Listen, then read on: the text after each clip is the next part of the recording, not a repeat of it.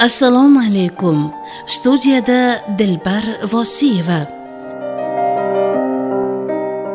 Azizlar, hozir e'tiboringizga havola etiladigan hikoyalar va mulohazalar taniqli jurnalist Tog'aymurod Shomurodov qalamiga mansub. Ijodiy hamkorlarim Jamshid Yoqubov, Aziz Sobirov. Marhamat, tinglang. Choh.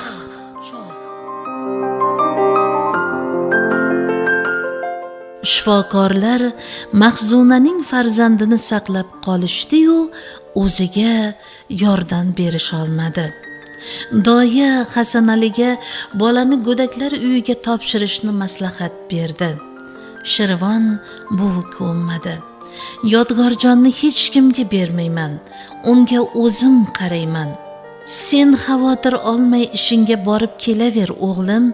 Biror mehribon ayolga uylanguningcha ko'z quloq bo'lib turaman. Zamira ko'nglidagi ayol bo'lib chiqdi. Mehribon, oilam, erim, bolam deydigan xotin ekan. Ro'zg'orga qut baraka kiritdi. Supurish, sidirish, pishirish, kuydirishni o'rniga qo'yib, Yodgorning yetimligini bildirmadi.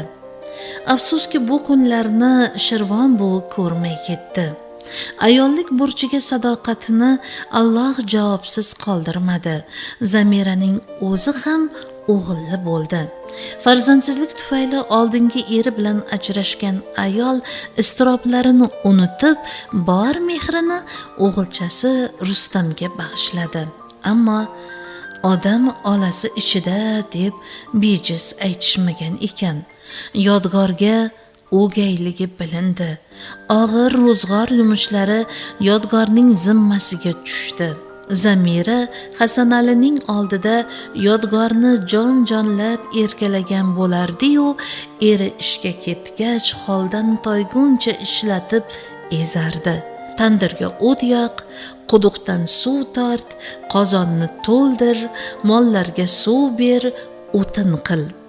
Hali suyagi qotmagan Yodgor kuchanib, chiranib, og'ir ishlarni miq etmay bajarar, onasi yo'qligidan o'ksinib, yashirincha yig'lab olardi. Oradan yillar o'tib, u katta yigit bo'lib qoldi. Onali yetim, gul yetim, otali yetim, o'l yetim deganlari rost ekan. Yodgorning boshiga qora kunlar yog'ildi. O'tirsa upoq, tursa supoq. Ota uyiga sig'may qoldi. O'gay ona undan qutulish yo'llarini qidira boshladi. Nima qilsa ekan? O'ylay kallasiga kelgan qabih fikrdan chehrasi yorishdi. Xuddi shunday qilib ta'zirini beraman. Oxiri uydan bezib qorasini o'chiradi. Zamira kechqurun Hasanalini qovoq uyib kutib oldi. Ha xotin, kayfiyating yo'qroq, toychoq charchatmayaptimi? Yo'q, Rustamjon otday, biroq Zamira yig'lamsiragan bo'ldi. Uyimizda o'g'ri paydo bo'libdi. Nima? O'g'ri? Hasanali hushyor tortdi. Nima yo'qolibdi? Rustamjon tug'ilganida menga sovg'a qilganingiz tilla uzuq va zirak yo'qolibdi. O'zing qo'ygan joyingni bilasanmi? Bu uyga begona odam kirmasa, qayerga yo'qolishi mumkin? Yodgordan gumonim bor. Voyaga yetib qadam olishi o'zgarib qoldi. Gapga quloq solmaydi. Siz ishga ketgach, u ham allaqayerlarda sanqib yuradi. Yomon bolalarga qo'shilib qoldimikan deyman. Zamira yolg'on gapirayotganidan ovozi titrab, ko'zlarini olib qochdi. Shunaqa degin. Hasanalining avzoyi buzildi. Adashmayapsanmi? Nahotki Yodgor? Uni bu yoqqa chaqirchi.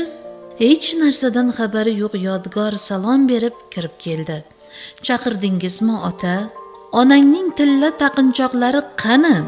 Hasanalining ko'zlari qonga to'lib, mushtlari tugildi. Hech qachon bunchalik jahli chiqmagan edi. O'zini bosolmasdi. Bilmadim ota, o'zlaridan so'rang. Nima? Hali sen menga buyruq berayapsanmi? Hasanali yodgorni divanga qulatib do'pposlay ketdi. Eshikdan mo'ralab turgan Zamira ich-ichidan sevinib shivirladi. Battar bo'l, bu hali senga holva.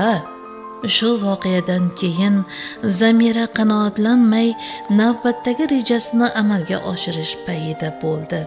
Hasanali bir hafta safarda bo'ldi. Kelsa, yodgorni politsiya olib ketibdi. So'qimga boqilayotgan Navvosni yodgor sheriklariga yetaklab chiqarib berganmish. Zamira darhol uchastka noziriga xabar beribdi va yodgordan gumonsirayotganini aytibdi. Hasanali bunga ishonch hosil qilish uchun darhol ichki ishlar bo'limiga yetib bordi. Faqat 5 daqiqaga ruxsat, dedi navbatchi uni yodgorning kamerasiga boshlab borarkan. O'g'lim, nahotki shu gap rost? Tuhmat, dedi yodgor ijirg'anib. Bu o'gay onamning mendan qutulishi uchun o'ylab topgan nayrangi. Hasanalining o'g'lini af etishlarini so'rab yolvorishiga boshliq quloq solmadi. O'g'ri topilguncha o'g'lingizni ushlab turishga majburmiz. Ishini sud ko'rib chiqadi. Buni eshitgan to'lan qassob Zamiraning huzuriga tirjayib kirib keldi. Qalay, xursandmisiz opa? Balosiz balo. Navvosni ham rosa boqqan ekan yodgor. Naqd 300 kilo go'sht qildi.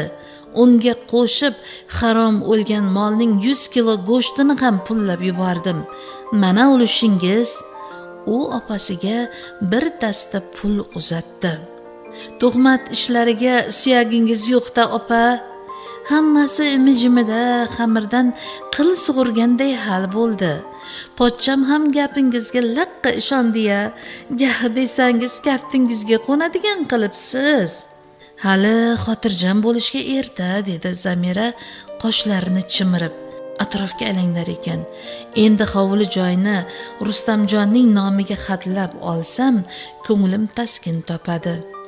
Yodgor uchun bu dargohning eshigi endi yopiq. Ammo qilmishim fosh bo'lib qolmasa go'rga edi.